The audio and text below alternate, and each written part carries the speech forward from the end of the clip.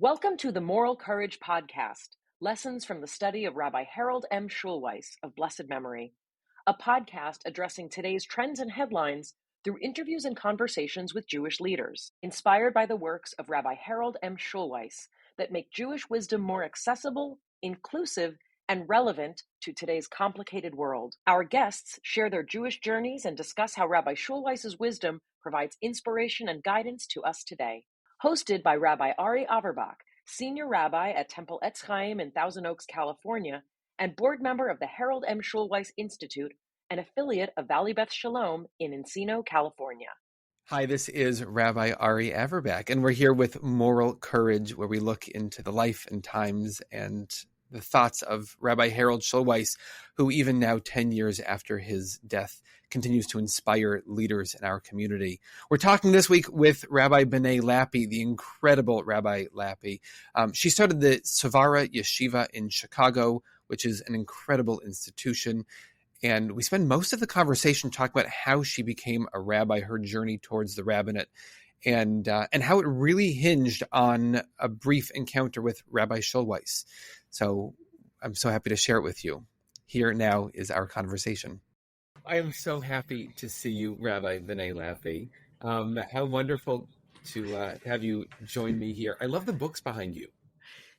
I don't have that same, library. I've got so many books, but the ones that I use more are more accessible, and I don't know. It's just so nice to see you. Thank you. It's great to see you. In rereading your bio, which I didn't really have to do because I know you and your work, but rereading your bio, I didn't realize that not only are you one of the great rabbis of the country, also one of the sexiest rabbis in the country. They assured me that particular poll had more to do with one's humanity and not so much one's appearance. Or great. Well, there was no swimsuit competition. No, there wasn't. Oh my gosh, I've got a chance now. Well, let's give it time. So thank you for joining us from, I imagine you're in the Chicago area right now. Yes, Skokie, Illinois. What was your path to becoming a rabbi? I grew up right here in Skokie, Illinois. We were members of a traditional shul, which is essentially Orthodox with mixed seating. Although our parents told us that we were conservative, and I think that was their strategy for justifying that we didn't keep kosher and we violated a lot of halacha that our peers didn't. But in any case, I grew up with a very traditional upbringing. And when I came into myself as a female, as a feminist, and then as a queer person, I became very disillusioned with Judaism. And long story short, I ended up spending my 20s in Japan. And I left the tradition, I left my family, I left my home. If it sounds kind of Abrahamic, it a little bit was. And I ended up being a very devout Buddhist, actually. Wow. And I was on my way to becoming a Buddhist monk when I had one of those Rosenzweigian moments, when I decided, I realized the gravity of what I was about to do. And I realized, oh my goodness, I'm now doing something very actively to leave my tradition. I better give it one more chance. With Rosenzweig, he had that moment, I think it was Kol Nidre. That's and he decided right. to go to service. And instead of going with his family, he went to a more traditional place and fell back in love with it. So what was your Rosenzweigian, what woke something up? Well, I just felt guilty. I mean, I had enough Jewish identity to know that I was now leaving it, and that felt very difficult. So I went to the rabbi in Tokyo and I told him, what I was doing. And he gave me this little tiny book called Pirkei Avot, which is this 2,000-year-old manual of very accessible Jewish wisdom. People will recognize, if I'm not for myself, who will be for me, if not now, when, and so on. Who is wise, one who learns from everyone. These statements by rabbis 1800, 2000 years ago. Exactly. And I thought, oh my goodness, the Jews are as smart as the Buddhists. Okay. So that threw me for a loop. And I thought, okay, I'm going to have to learn about Judaism. I knew more at that point about Buddhism than I knew about my own tradition. And I realized I was essentially leaving it with a pediatric understanding of it. So I said to myself, I'm going to go and learn where the people who know the most about Judaism go and learn. And that's rabbinical school. And I'm going to go there and I'm going to give myself 6 years and I'm going to see if this tradition is really the one I should be using to get to God. And at the end of that time, if I decide it is not my path, I'll go back to being a Buddhist. That's and very patient. Yeah. Like very patient to go 6 years. Right. And not a day longer. Right. So that's what I did. And I had no intention of being a rabbi. I just wanted to know what rabbis knew. So I knew that we had a very rich textual tradition, although I had never opened a volume of Talmud in my life. So I wanted to go to the rabbinical school where I would learn the textual tradition best. And I felt that was JTS. Now, JTS, this is 1991. JTS did not accept openly gay candidates, nor did they ordain them.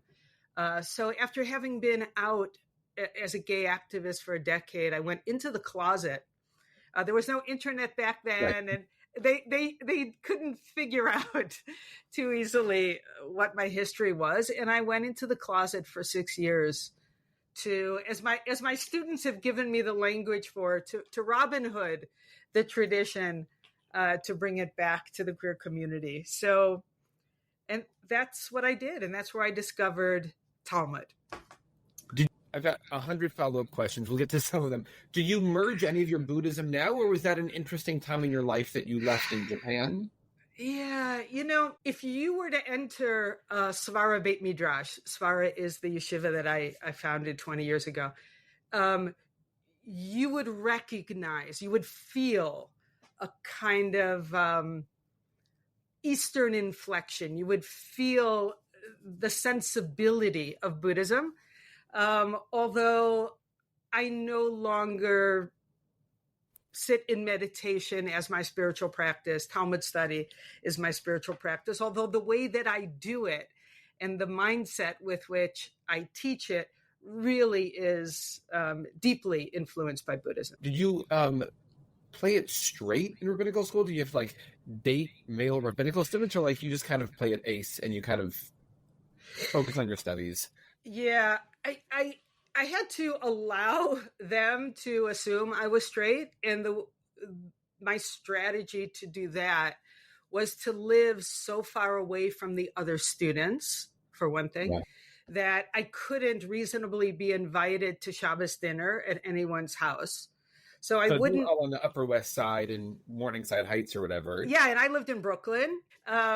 So I didn't have to navigate the conversations about our personal lives or figure out what to do with my partner, and I kept very much to myself. And I think I was seen as somewhat enigmatic, which I'm actually not. I'm quite transparent, and it was very difficult. I had no idea how difficult it was going to be in the closet for 6 years, but I survived. What's your family's response to you being a rabbi? Did they, growing up traditional, were there female Jewish role models? No, not in our not in corner of the Jewish world. And I think my parents thought it was a very strange thing to do. And they were not initially supportive. I think they also thought, just like coming out, it would put me into a situation of suffering. It would cause me to be at the receiving end of a lot of hatefulness and so on. So they didn't initially understand or support it, but I think they eventually came to be very proud. Yeah, I think about it now. I work with the Ziegler School in LA, and I'm going to guess, I don't know exactly, but like half the students are female. I would guess close to half the students are queer, are LGBT plus, somewhere in there. And how different it is now from how it was. Yeah, absolutely. What changed that conversation?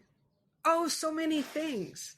So many things. I think Harold Schulweis was absolutely a part of changing that.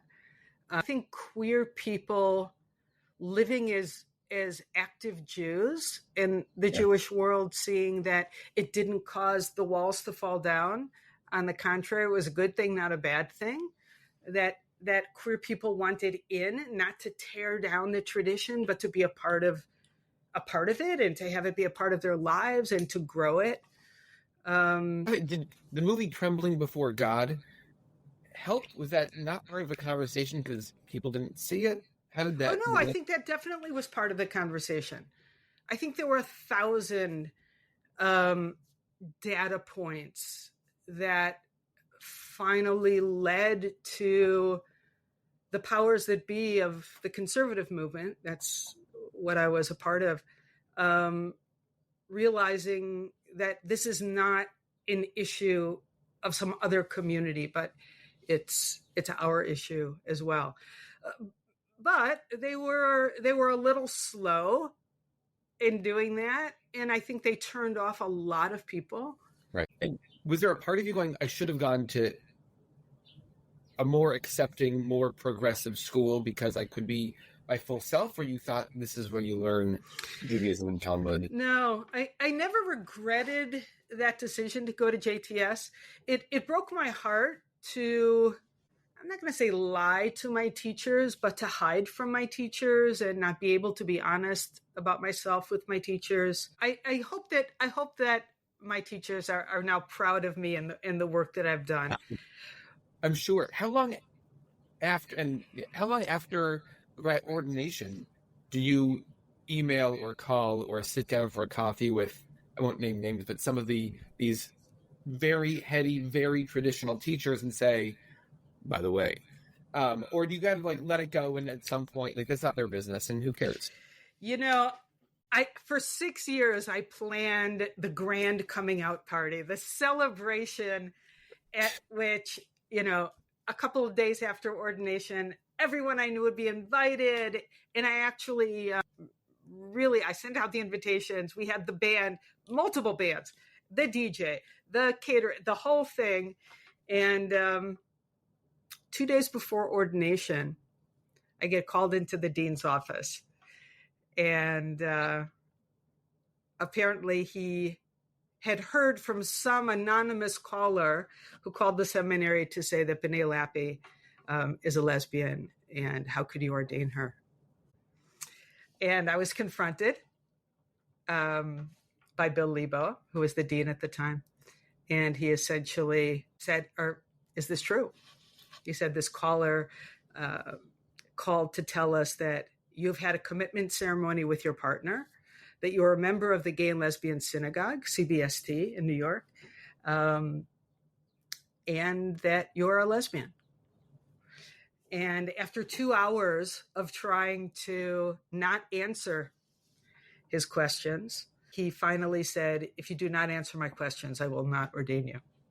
Wow. And if you do answer them and you tell me this is true, I will also not ordain you. And so I said what I could say. And I had planned for this moment. I knew this moment might come.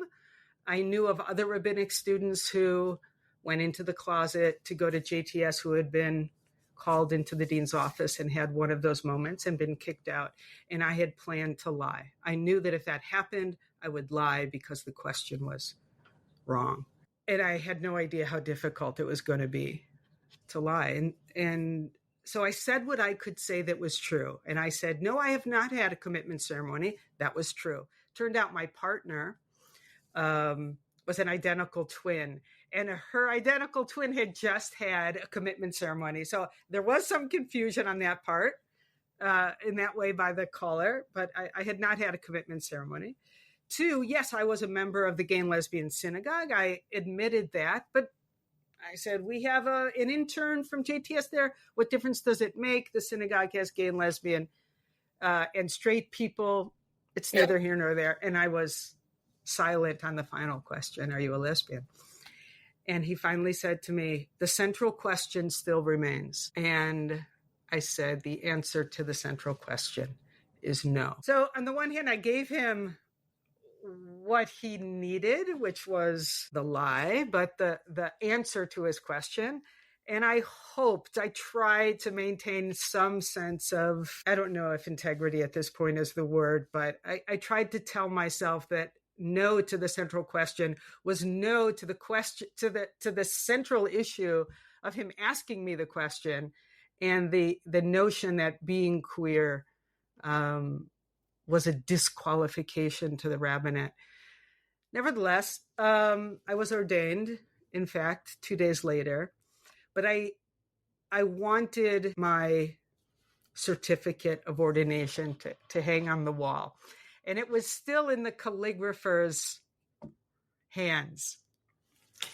So I canceled the party, and I waited until I could get that certificate. And when I did, I eventually came out, not in a big way, but I accepted a position at CBST as their director of education, while I was also at Klal, a Jewish think tank. And we started an enormous education program. And I was on the cover of the Jewish Week, and it was something, the headline was something like LGBT education program opens. And then the law committee of the conservative movement came after me to call me up on morality charges and threatened to take my ordination away. So then there was that fight. It was a rocky road. Elliot Dorff eventually came to my rescue and said to the conservative movement and the head of the RA, who called me in, Benay is not in violation of our policy. You are actually in violation of our policy, because our policy is that we do not do witch hunts. And you all should be brought up on charges, not Benay Lappe. So they dropped the charges. Anyway, I didn't mean to spend so much of our time talking about this stuff.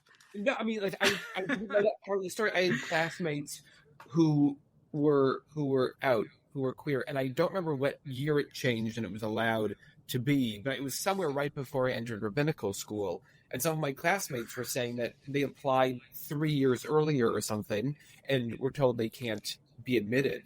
And then they had this choice of, do I go into the closet? Do I hide who I am? What would they do in that situation? What would any of us do? And I, before the witch hunt part of this story, I was wondering, did Bill Lebo ask you these questions just to go like, look, I got a policy, I'm just towing the line. You got to tell me that you're straight. I'll let you be ordained. But in going back, you said Rabbi Schulweis was part of the changing of the conversation. For sure. Yeah. So you're talking about the 1992, I think, sermon? I remember, first of all, his Yom Kippur sermon on, quote unquote, the gay question. And he was a voice of what I now have a word for, but I didn't have a word for then. And he didn't use this word for himself, but the word is SVARA.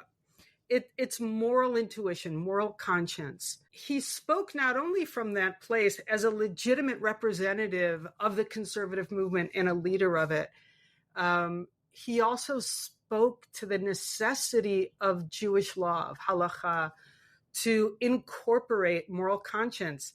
And I remember standing and watching his keynote address to the Rabbinical Assembly in 1993, I think it was. Mm. And I was absolutely transfixed. There are those moments when you remember what you wore and where you stood and what everything looked. It was one of those moments. I was in my second year of rabbinical school. I was at Ziegler. I started at Ziegler and then went to New York, JTS. And I was a student, and I watched him, and he spoke what I didn't have the words for. He was arguing for the tradition to have a moral conscience. And, I printed out the text of that speech. And as I'm rereading it, I'm looking at all the different ways he argued for what I discovered is called SVARA.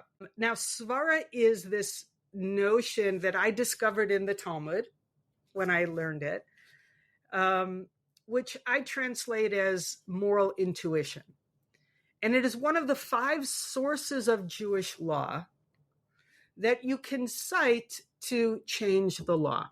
And it is the only source, other than a verse in the Torah itself, that can overturn a verse in the Torah itself. I was never taught this word, this idea, this mechanism of change in the tradition. And I want to back up and say that when we talk about halakha, Jewish law, you really have to understand it as a much broader statement of values than something legalistic or relevant only to someone who feels they are obligated to follow law. As one of my teachers, Rabbi Danny Gordis, once told me, and I'm paraphrasing him, he said, to the extent that the tradition cares about anything, it will use the language of law. So our vocabulary, our legal vocabulary is really our way of articulating what we care about. So as I'm rereading Rabbi Schulweis's speech, I highlighted some of these, what I think were translations for his idea of svara. And I asked myself, did he also not learn the term svara in rabbinical school? But listen, moral sensibility, moral conscience, morality, moral sensibility, moral vitality, moral idealism. He says it over and over and over and over. And what he's trying to argue for, and I think it created a hook in me that I didn't even realize I needed until years later, was the idea that our understanding of law has become divorced from our moral intuition. As a queer person who learned Talmud, I saw story after story, case after case after case of the rabbis using their moral intuition to overturn oppressive Torahitic ways of understanding. And it was only after I got out of rabbinical school, when I was on the faculty of Klal, this Jewish think tank, that I learned the word svara from my professor, who was my supervisor there, Klal, Dr. David Kramer, who had been my Talmud teacher at JTS, but I didn't learn that word there. To understand that moral intuition has always been part of our legal tradition and has always had the power to abrogate Torah law is to be able to argue from inside the tradition and to say, this is always how it's been and we've deviated. And I think that's a stronger argument than even Rabbi Schulweis was giving. And I started a yeshiva to raise up a generation of people who could understand that the necessity of bringing our svara, our lived life experiences, shaped by learning, to bear on the tradition, even to the point of overturning the Torah, where we deem it immoral, has always been native to our tradition. So I think Rabbi Schulweis planted seeds in me to be able to recognize and then find the vocabulary and the confidence to then do what he was advocating in that speech, which is to bring not just the elite of the legal scholars into the conversation, but the people whose lived experience really needs to be brought to bear on the tradition. Yeah, I re-listened to that speech. I'm in awe of so many things there. One is that his high holiday sermon is an hour long. Like, Yeah. I go 15 minutes, maybe 20, and that like something. He goes an hour, and that's like normal for him. Also, how he imbues humor with it. He Yeah. throws it in here and there. He talks about like, the statistics. These are conservative statistics. But then again, I'm a conservative rabbi. Like, what a funny line to put in there. But the fact that this sermon is more than 30 years old, this speech to his congregation, his suburban congregation in LA, and to the Rabbinical Assembly is more than 30 years old. And some of the ideas really still hold up. And I like that he argues in some way both sides, going, I know I'm a rabbi. My job is to hold up the tradition. And also, I mean, you talked about morality. He didn't use the word SVARA, but morality, we're calling this conversation moral courage. And so he is trying to figure out what is the point. I think we're all trying to figure out what's the point of Judaism? Or what's the point of, I mean, to bring it back to the Buddhism, what's the point of life? How do we find godliness? And if we can go back to your Abrahamic moment of lech lecha, go out and do, and then be a blessing. And now we're looking at this text, some of which was written 3,000 or 4,000 years ago. It was discussed by, I believe, mostly straight men 2,000 years ago, trying to make sense of this. And the whole point is morality. And if we're trying to create a moral world, what does that look like? And the answers they had 2,000 years ago or 3,000 or 4,000 years ago are going to be slightly different than today. So how do we, I guess, use this was it a Talmudic idea of SVARA to go, okay, some of what we know today has to overturn some of the texts that were written. If we're looking for morality, moral codes have changed in the last few millennia. That's right. And I think the rabbis 2,000 years ago understood that changes were going to continue to need to be made forever. They had no idea what issues we would finally come to understand in the Torah were immoral and needed to be overturned. But they knew that that would happen over and over and over again.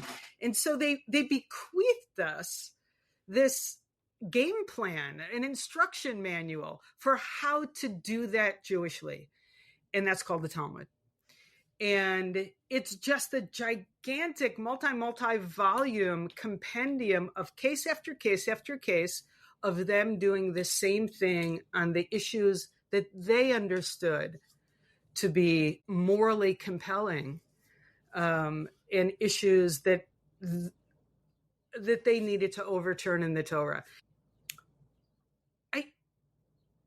It sort of takes a queer person to recognize what they're doing. You mentioned before that in a different interview that everyone's in some closet. And only when you see the world from a different perspective than everybody else, you go, wait a minute. And I feel like it was you who taught me this. I think we were sitting at Schechter in Chicago, in Northbrook. I don't know, we were sitting somewhere and you taught this idea.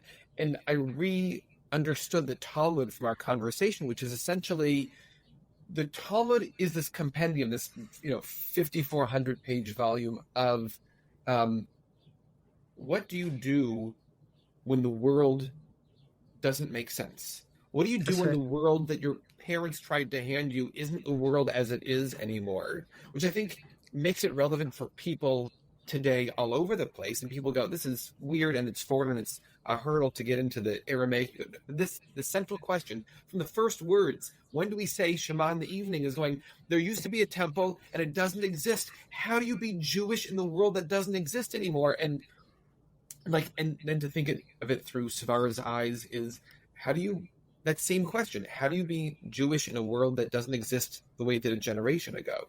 That's right. That's the central question of our tradition. And it's invested.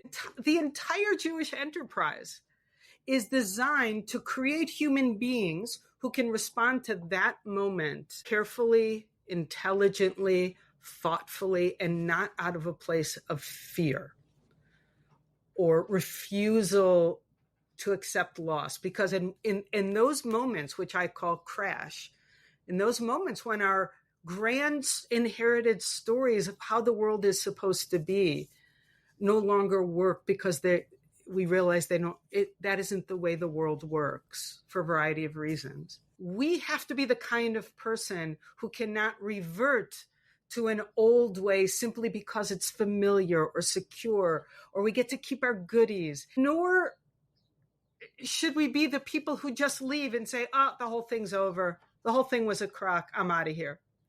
But people who stay and make the tradition better and trust their SVARA, their moral intuition, and bring it to bear. And that kind of human being, that Jewish kind of person, which the tradition is out to create, and which Talmud study shapes you into being as one of our primary spiritual practices, is a person who is deeply empathic, who is connected, who can tolerate contradiction, paradox, complexity, who can hold contradictory truths, who can sit with uncertainty. That's the Jewish kind of human being that our tradition hopes will be, so that when those inevitable moments come of crash, of, okay, what do we do now? The world isn't working the way it was supposed to. What I thought was true isn't true. There's another story that seems truer to me. How do we respond? And do we stay or do we leave? There's a TED or TEDx talk on crash or something. I've heard you teach it before, which is just incredible. The world doesn't make sense the way that it used to. We can either, again, the world crashes around you. You could have one of three options. Right. You can throw it away and say, that doesn't make sense anymore, and walk away. Or you can stick firmly in your belief, even though it no longer makes sense.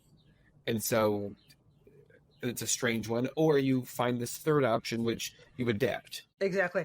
No, it came out of my life as a queer person. I was very lucky to have encountered Talmud and the tradition in a really thick way in rabbinical school.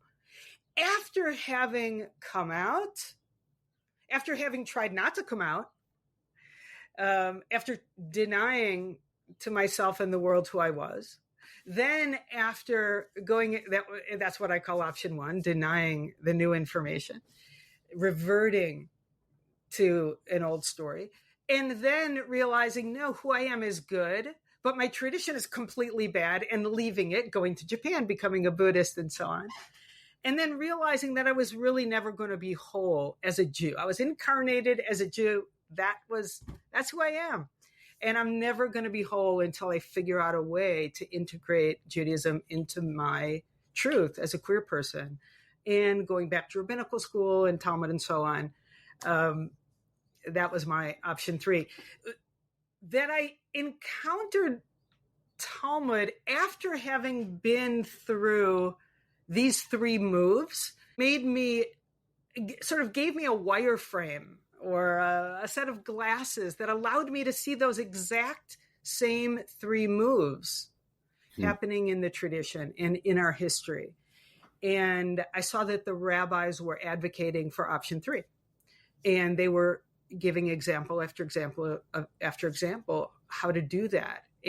I love the example that you give, or that at least you gave at one time, which is like, for how long on Pesach, when they're holding up a piece of animal they just sacrificed and said, this is the Pesach sacrifice. And then at some point, some rabbi somewhere was like holding up a piece of frail matzah, right, and going, this is the sacrifice. Everyone at the table must be going, are you nuts? It's supposed to be a roasted leg of lamb and you're holding up a cracker. What kind of idiot are you? What kind of politicization of Pesach are you doing here? And he's like, but this is, if we're going to have Pesach next year when there's no temple, we have to do this. And there's no written recording of that Seder dinner where they're like, you idiot, that's not a sacrifice. That's a piece of baked whatever.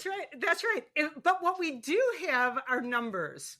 And what we know is that Jews walked with their feet. When the rabbis held up that piece of matzah and said, this is the Paschal offering, they said, "What? Yeah, this is outrageous. This doesn't feel Jewish to me. This isn't Jewish. You made that stuff up." And they left.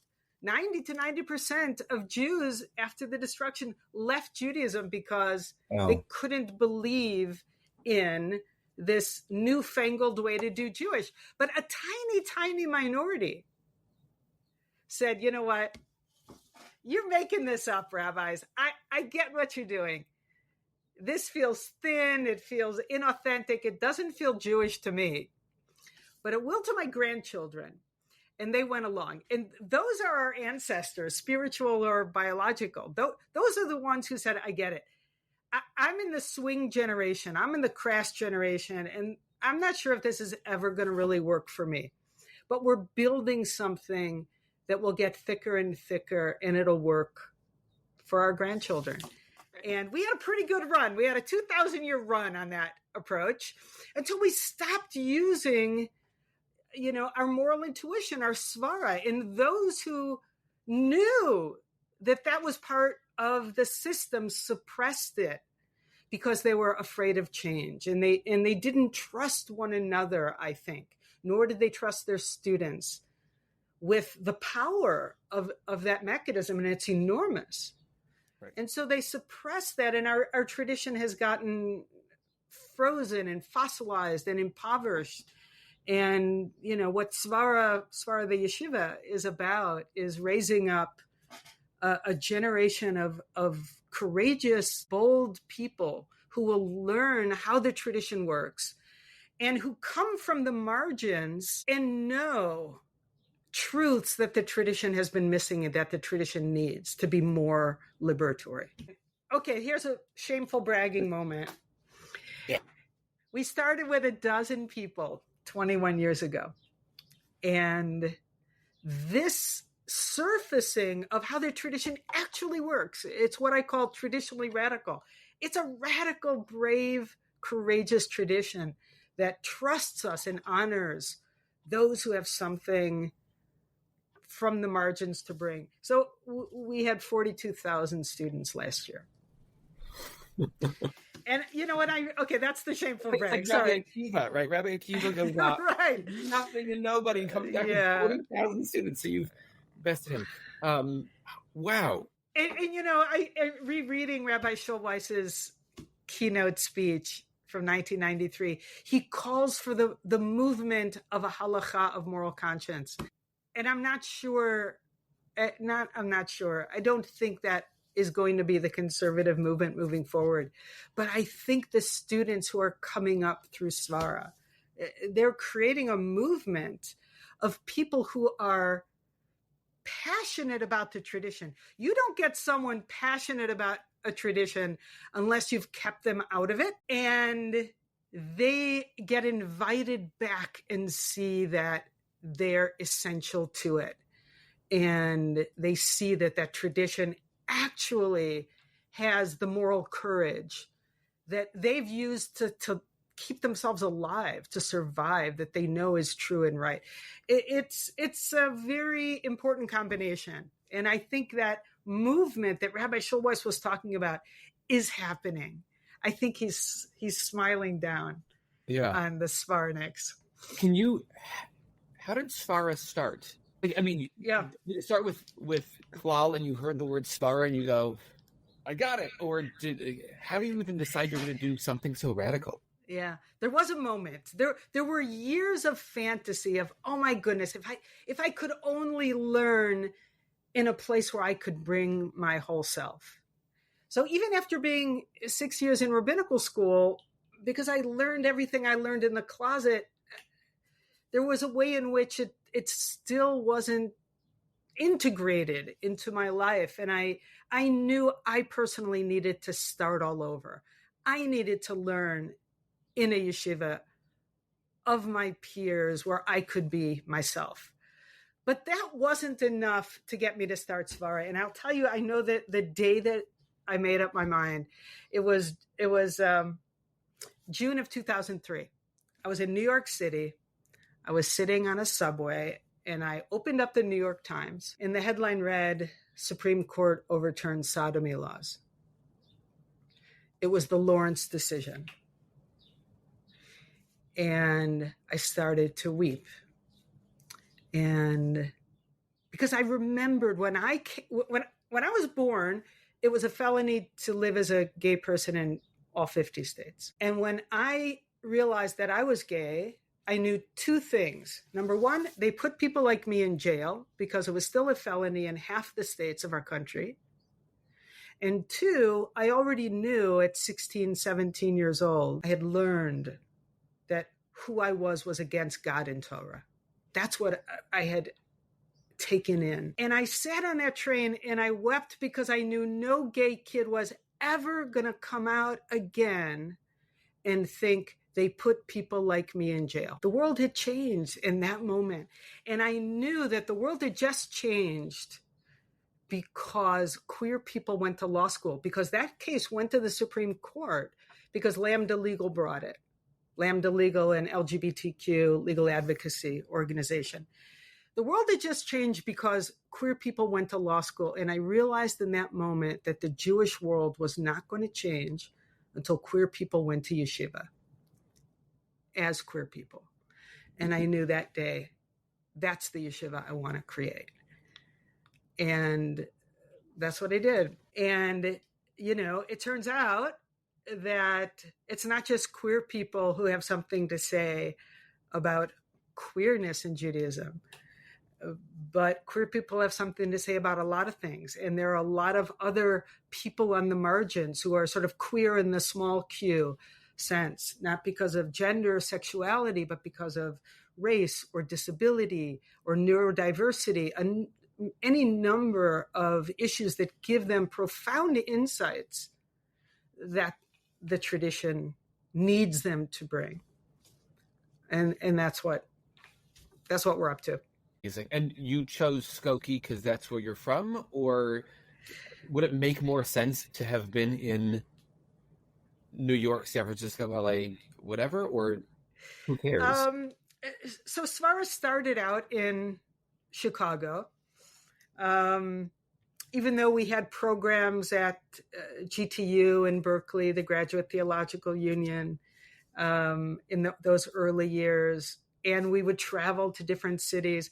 Now we are also virtual, international, and people learn at SVARA from all over the world. It's amazing. I hear there's like 14, not locations, 14 classes going on at a time. A lot going on at a time. A lot. At a camp. And we have camps, we have teacher training programs, we have fellowships. We are trying to raise up the folks who will mess with the tradition from a place of love and knowledge and make it better.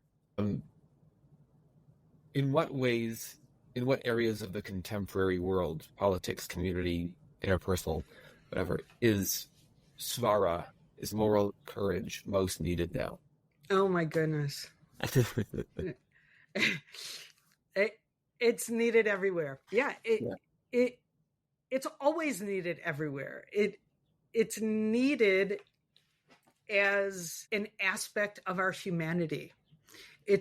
We need to recognize that this is part of what our life experience gives us, and that we are tasked with utilizing our SVARA. I'm on a campaign to get the idea, the word, the vocabulary, that the notion of SVARA into common parlance, not only in the Jewish world, but in the world at large.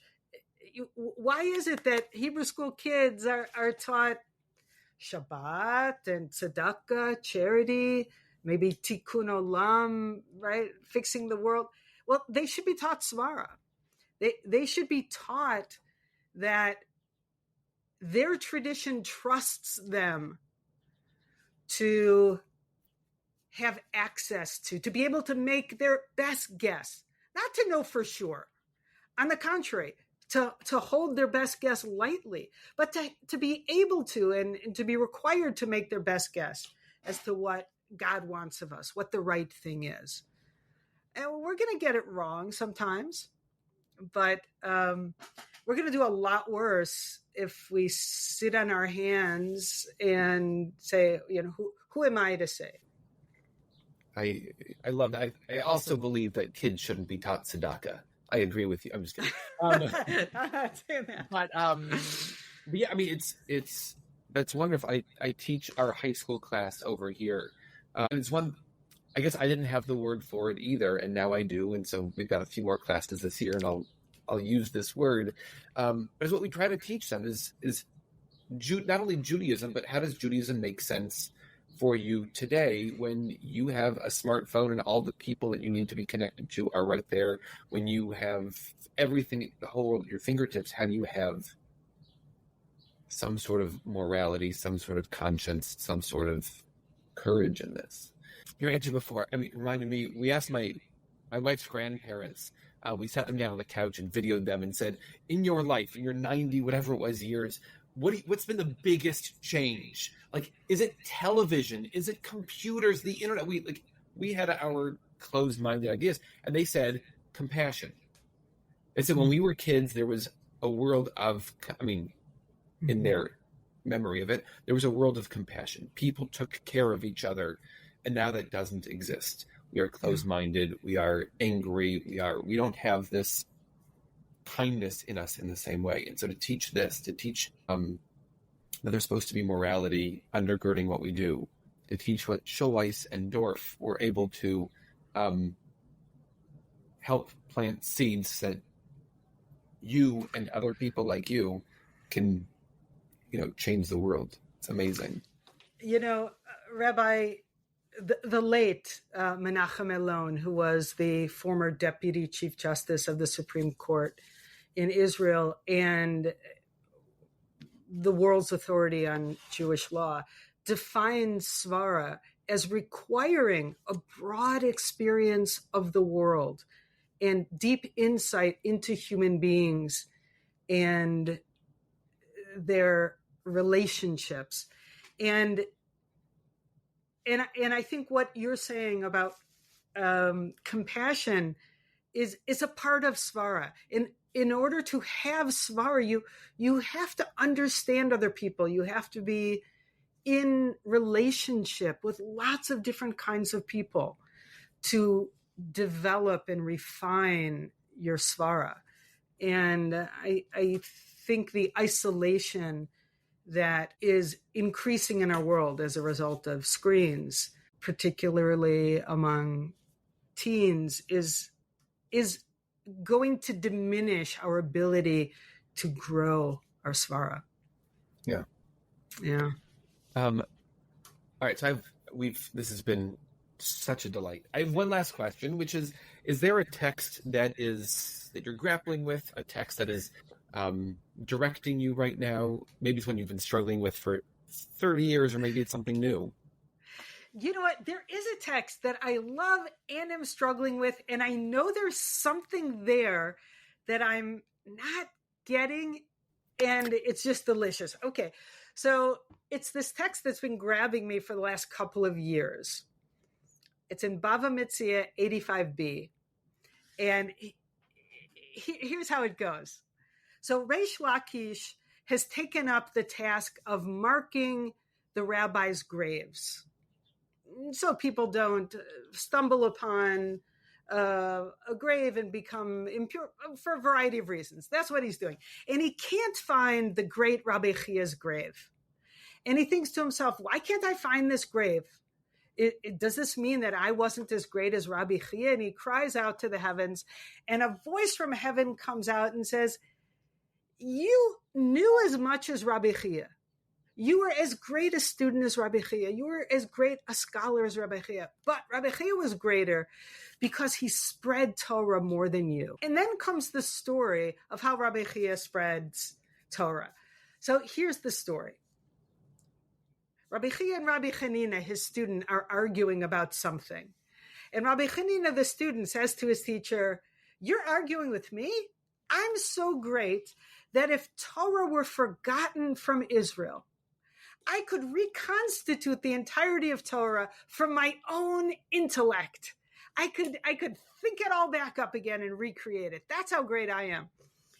And Rabbi Chia, his teacher, says to him, "You're arguing with me?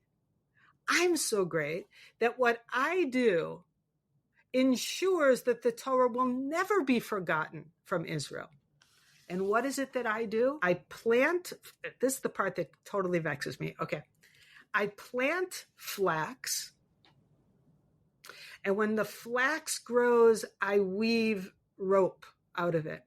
And with the rope, I weave nets. And with the nets, I catch deer. And then I slaughter the deer and feed the meat to orphans. And with the skins, I write the 5 books of the Torah. And then I go to a town where there are no teachers, and I gather 5 children. And to each one of the children, I teach 1 book of the Torah. And I gather 6 other children. And to them, each one of them, I teach one of the 6 seders, sections of the oral tradition, the Mishnah. And then I say to them, "I'm going to go now. And between now and when I come back, you teach one another." And that, he says, is how I make sure that the Torah is never forgotten from Israel. Okay. So isn't that a sweet story? Okay. So here's what I'm trying to figure out. First of all, there's no way that whatever comes out of this curriculum, right, this pedagogic process is going to resemble in any way the Torah that Rabbi Chia is holding. Right. Right? It's designed. It seems like it's designed to create anew. It's designed to have, these kids' own ideas and, I don't know, change. It's like a giant game of telephone. It's going to come out different. And that, I think, is his strategy. And this idea that Torah will not be forgotten that way, you have to put the word Torah in quotes there, because the Torah that isn't forgotten isn't the same Torah that he knows. It's some other Torah. Right. Okay, so that I love. But the part about the flax, the nets, the deer, I honestly don't know. Why does he need to do that? I love it. I'm a crafts person. I'm a shoemaker. Right. Yeah. And so I love that part of it. He is involved in the creation of the physical Torah that he teaches. Why does he need to do that? I honestly don't know. Right. Wouldn't it, I don't know how long it takes for flax to grow. If you plant the seeds, is that months? Is it years? Is it I don't know. We have etrog trees that are 15 years old and are still never, nothing. So how long does this is it's quite undertaking? It's going to take a long time. And the fact that, it's so telling me the story's couched within another story. Right. Reish Lakish, who himself, you need his whole backstory to understand, what he's grappling with psychologically. But it reminds me a little bit of Lo B'Shamayim. The Torah is not in heaven. Yeah. God doesn't own the Torah, and you don't own the Torah, and I don't own the Torah. It's democratized for the people to own the Torah. Right. And for you to make sense of this. That's right. And this story is in turn embedded in another story elsewhere in the Talmud, where it gives a list of the great ones, thanks to whom the Torah was never forgotten from Israel. And every one of those, Hillel, Akiva, we know that they were responsible for radically changing, quote unquote, Torah. And you realize that this language of making sure the Torah not be forgotten is a euphemism for making sure that Torah is constantly evolving, and in that way becomes, constantly bettered and carried on and more liberatory. Torah is a constantly changing thing. This is the text I'm fascinated with. Yeah. Get why that fascinates you and why it's It's beautiful. It's a little bit of what you're doing, maybe, is you are, I guess here, if I'm getting it straight, Rabbi Chia, who is, you have to start from nothing, right? It's so much easier to become, oh, it's not easier, but it'd be easier to become the dean of JTS, the chancellor of JTS, and say, I've already got the great students, I've got all the great books, I've got all the great teachers, and my job is to keep it moving in the right direction. But to say, I'm starting from scratch, I am starting from, and I'm going to make sure that people who never had access are going to have access.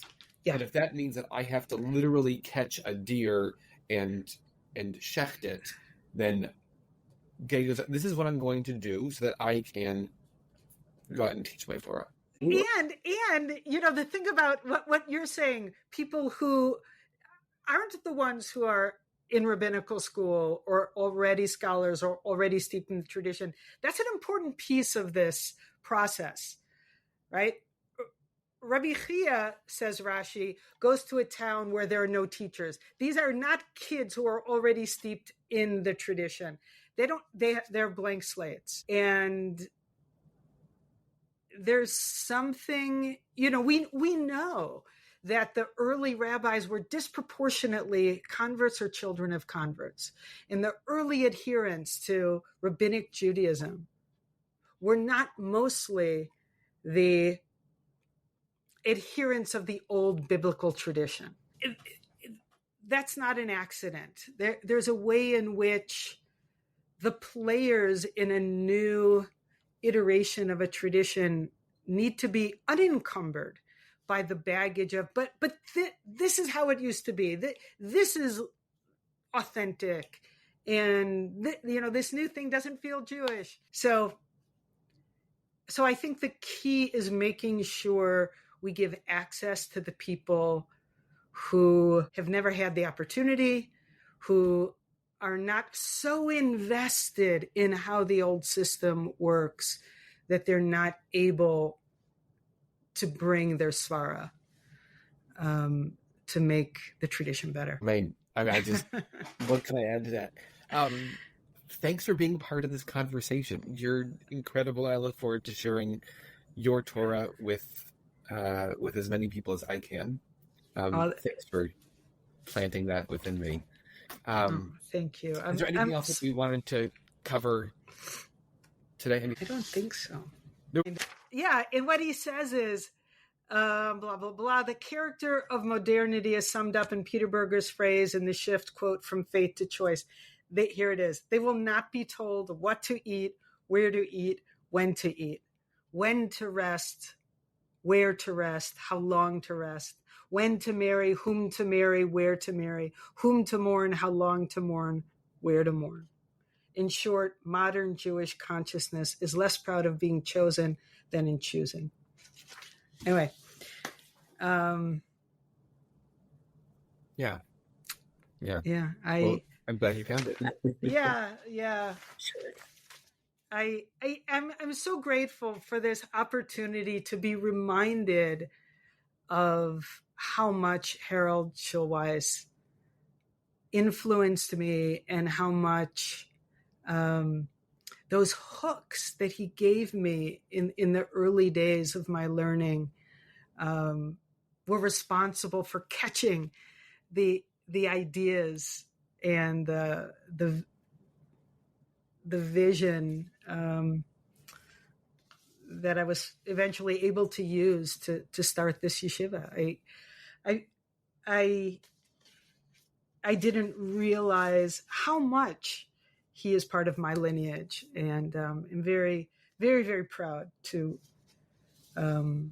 claim him and to be reminded of how important he's been in my own growth and thinking and now in the lives of thousands and thousands of folks who learn at SVARA.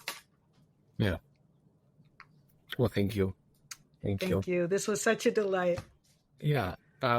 Be well, and hopefully we get to talk again soon. Thank you for listening to the Moral Courage podcast.